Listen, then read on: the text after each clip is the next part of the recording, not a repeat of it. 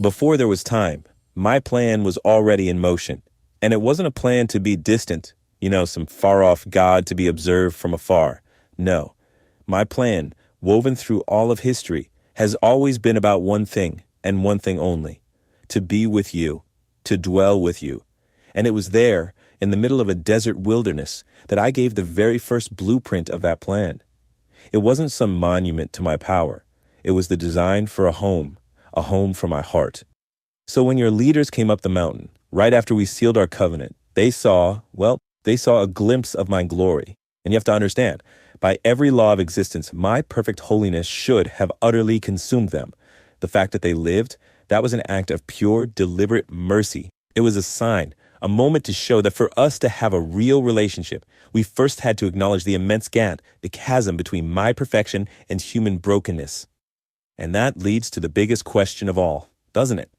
How can you stand in the presence of an infinite God and live? It's the question your soul whispers in the quietest moments. Well, the tabernacle, that was the beginning of my answer. Think of it like a living story, a parable I designed to solve this very problem for you. So come on, let me show you the blueprint of my heart. Down at the foot of Mount Sinai, my voice, it thundered, and the people, they trembled. I told them they had to worship from a distance, afar off. Now you need to know this distance wasn't born of anger, not at all. It was about necessity. My holiness is like a consuming fire, and sin simply cannot survive in its presence. That separation, that distance, it had to be established first, before I could even begin to build the bridge back to you. You see, a covenant is the most serious promise you can make, and back then it was sealed with blood. The life of an animal was offered up, representing the incredible cost of breaking that promise. Sprinkling blood on my altar showed my commitment to you. Sprinkling it on the people sealed their commitment to me. It was a raw, unforgettable lesson. A relationship with me is a matter of life and death. Sin requires that blood be shed, but this was only a temporary measure, a shadow of what was to come. Okay, so everything up to this point, the distance, the fire, the blood, it was all meant to show you just how serious the separation truly was. But please, don't ever mistake my holiness for coldness. My deepest desire, my true heart, has never been to stay apart from you. It has always yearned to draw near. And so, that's when I gave the invitation. Let them make me a sanctuary, that I may dwell among them. I wanted them to build me a home, right there. Not in some far-off heaven, but in the very center of their camp.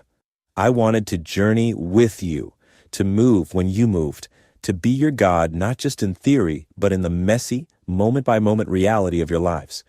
This was my promise of closeness. And I told them to build this home, not with things I would create from nothing, but with their own offerings. Now, did I need their gold and silver? Of course not. The entire universe is mine. What I wanted, what I desired, was their willing hearts. Every single offering was a physical expression of their love. It was their chance to invest a piece of themselves in the home we were going to build together. Now, at the very heart of this dwelling, inside the most sacred room of all, I told them to build a special golden box, the Ark of the Covenant. And right there, connected to this ark, lies the secret to my entire plan for you. It's the key to understanding my very nature. So what was inside this ark? The 2 stone tablets, my law. Think of it as my perfect, unchangeable standard of what is right and good.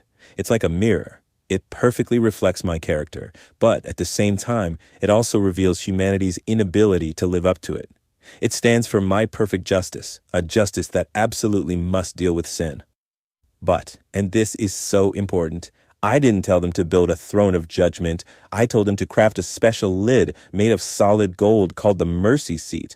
The name for it in Hebrew literally means the place of atonement, the place where sin is covered and forgiveness is offered. It's the exact spot where my perfect justice and my perfect love meet. Listen closely, because this is the secret to everything. I commanded that mercy be placed physically on top of the law. I declared that the place I would meet with you, the very spot from which I would speak to you, wouldn't be from the place of the law that condemns, but from the mercy seat that redeems. This is the gospel. This is the good news, hidden in a pattern thousands of years before it would be fully revealed. You see, the entire tabernacle, it was so much more than just wood and fabric and gold. It was a spiritual map. Every single element was a lesson. a kind of step-by-step guide on the journey into my presence. It was all a shadow, a blueprint, pointing to something much, much bigger, a final reality that was still to come. So, the path to me began at the bronze altar. The message was clear: no one approaches me without a sacrifice for sin. That's step one. Then you could enter the holy place, a place of service, but you were still at a distance. And then you came to the veil, a beautiful but thick, impenetrable curtain. It was the absolute barrier separating a sinful humanity from a holy God. And beyond that veil, that was the Holy of Holies, my throne room on earth, a place no one could enter and live. Every step showed a way forward, but it also showed a barrier that you just couldn't cross by yourself. For centuries, this whole pattern taught the lesson of separation and the desperate need for a go-between, a mediator.